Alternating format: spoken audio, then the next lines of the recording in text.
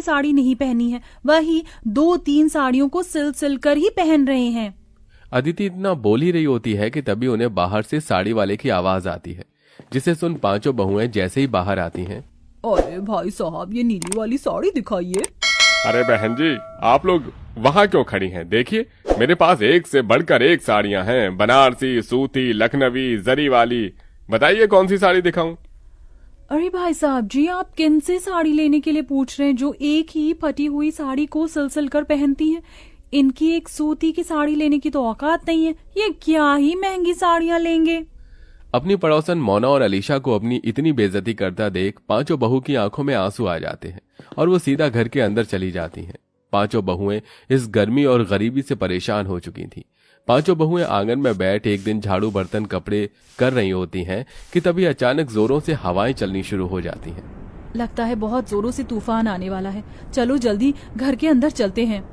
पांचों बहुएं जैसे ही घर के अंदर जाने लगती हैं कि तभी तेज आंधी की वजह से उनके घर की छत उड़ जाती है और साथ ही साथ उनके घर की दीवारें भी टूटकर बिखर जाती हैं।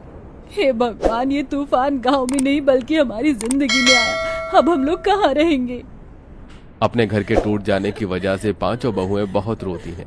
शाम होते ही इन सब के पति घर आते हैं और ये सब नजारा देख उन्हें भी काफी दुख होता है, जिसके बाद अब वो सभी सिर छुपाने के लिए जंगल की तरफ बढ़ते हैं और एक बड़े से पेड़ के नीचे बैठकर अपनी रात वहीं गुजार लेते हैं।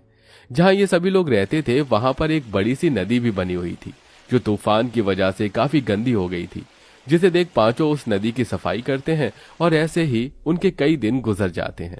कभी कभी तो मन करता है इसी नदी के अंदर कूदकर जान दे दूं, कम से कम इन चीजों से छुटकारा तो मिलेगा।